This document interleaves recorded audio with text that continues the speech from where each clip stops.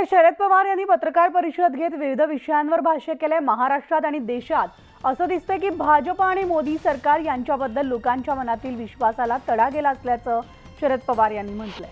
मोदींच्या गॅरंटीवर लोकांचा आता विश्वास नसल्याची टीका केली आहे। तर 155 मतदारसंघात विरोधकांना बहुमत मिळतं, याचा अर्थ भविष्यात विधानसभा निवडणुकीत लोकांचा मूड काय हे स्पष्ट होतं आणि त्या दृष्टीने पावलं टाकणं ही आमची जबाबदारी आहे, असंही पवार म्हणाले।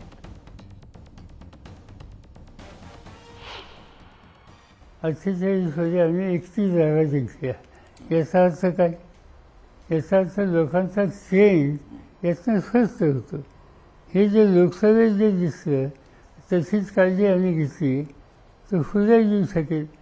लोकसभेची निवडणूक झाली आणि आम्ही 30-31 जागा जिंकल्या।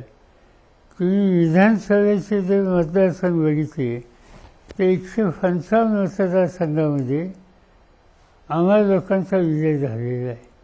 288ची विधानसभा त्याचे 155 मतदारसंघात विरोधकांना बहुमत मिळतं। याचा अर्थ उद्या त्याला विधानसभेत लोकांचा मूळ काय हा स्पष्ट होतो।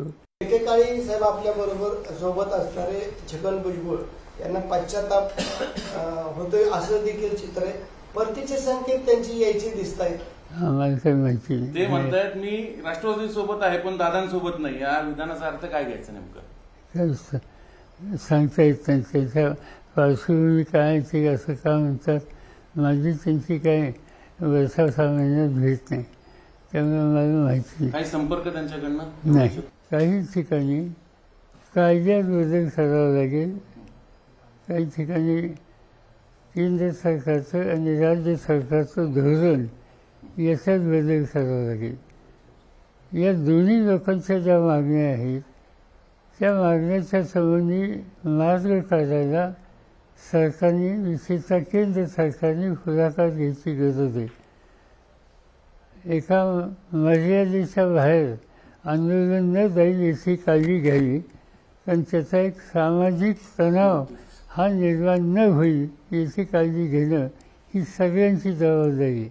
आम्हाला असं दिसतं महाराष्ट्राच्या बाहेरसुद्धा की भाजप आणि मोदी सरकार यांच्याबद्दल लोकांच्या विश्वासाला तडा बसला आहे।